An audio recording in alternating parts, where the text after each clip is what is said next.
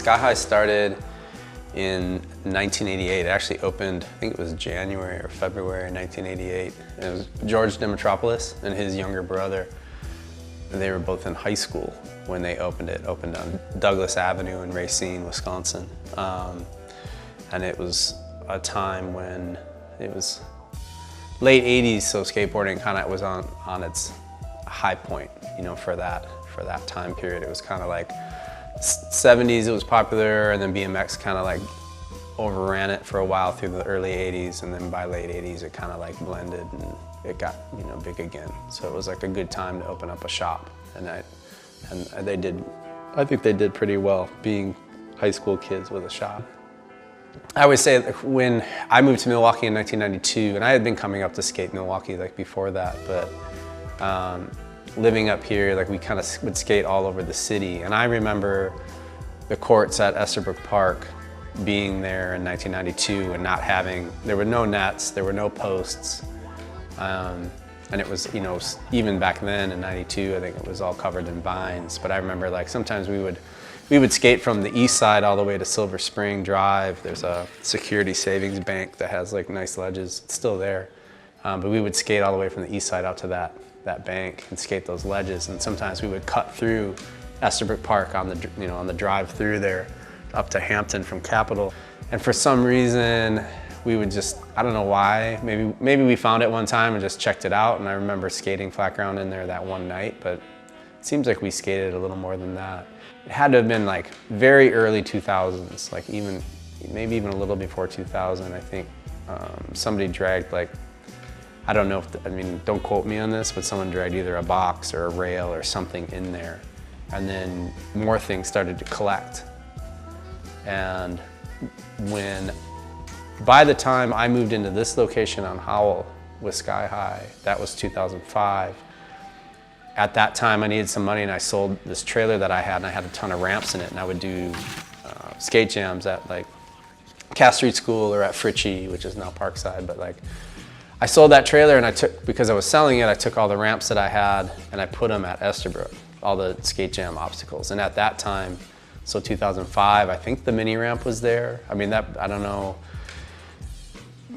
exactly exact dates when things went in, but by the time we approached it with the idea to like maybe do concrete there, which was, I would say 2013 maybe, what happened was there was so much clutter and so much rotted wood and so many falling apart ramps that it was like, it was looking a little bit more like a garbage dump than a skate park.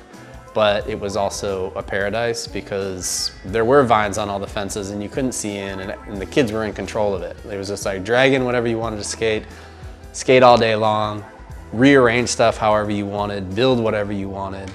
But it was just getting to the point where that stuff wasn't gonna last since it was made out of wood.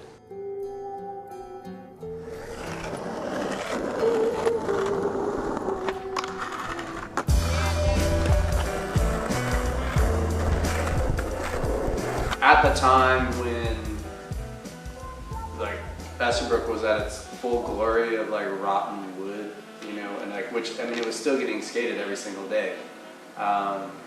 There was a group of guys that came to me that said they wanted to talk to the county and see about doing concrete there, and I said, yeah, let's do it. And they formed a nonprofit and they made t-shirts, and they spent like a year, you know, maybe a little under a year trying to like promote the idea of like, let's do concrete, let's do like Burnside projects, but at this tennis court. And the county was kind of thinking, you know, the county considered it, but they said, you know, if you pay for it, if you do it, if you maintain it, and if you insure it. And the insurance was kind of what kind of stalled them, was trying to find out like what would that mean, like how much would that cost to insure that tennis court as a skate park. And they were researching it and trying to figure that out, and at the same time I was pushing, hey, let's just start building.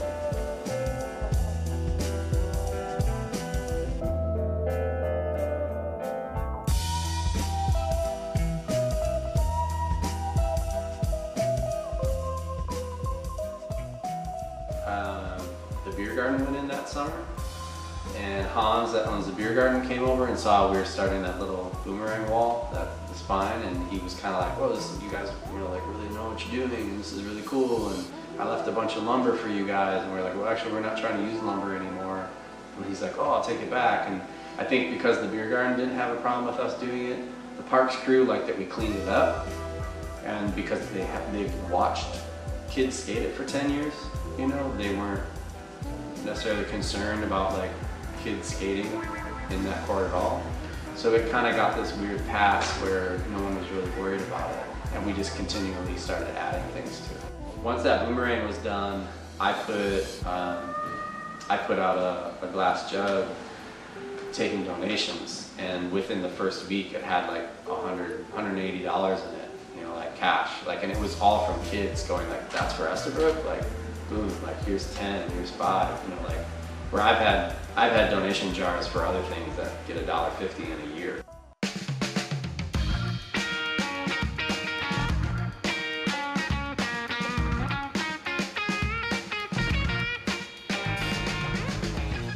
So I moved to Milwaukee in 2012 to attend the Milwaukee Institute of Art and Design.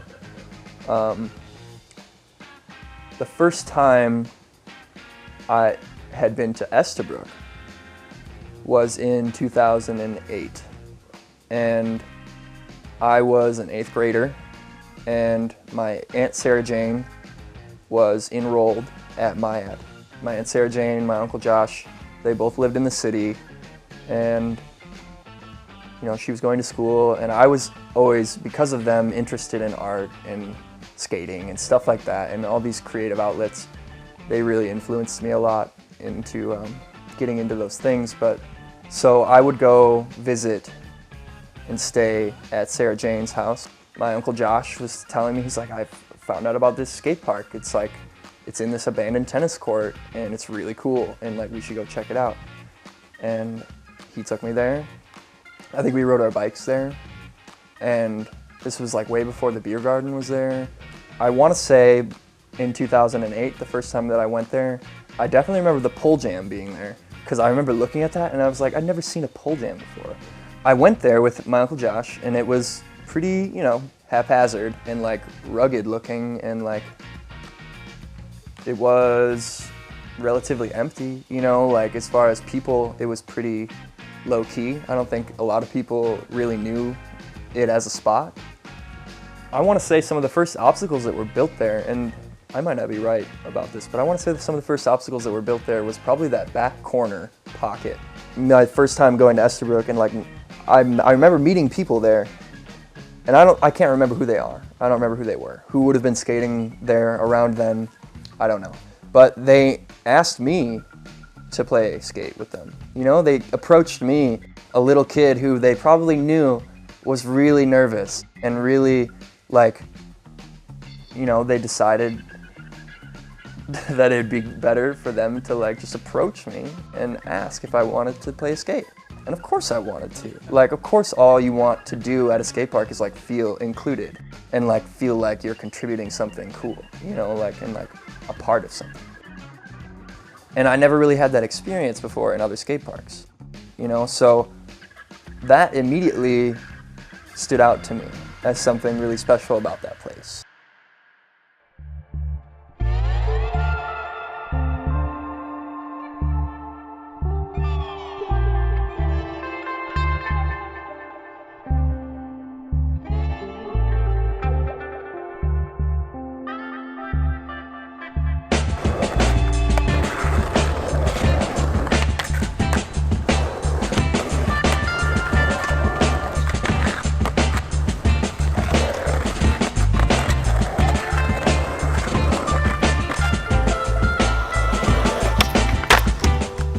Yeah, I don't know. I mean, I guess I would want to say, for everyone to just pay mind and be respectful, and even if it's not your trash, if you see trash, pick it up, toss it.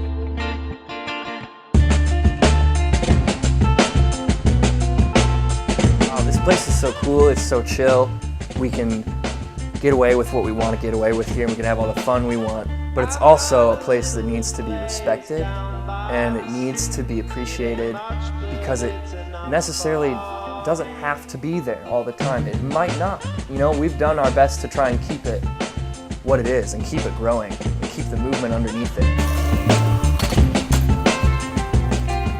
If you see, like, you know, lame shit going down, like if you see someone painting or if you see someone doing something you know they're not supposed to be doing there, to like let them know.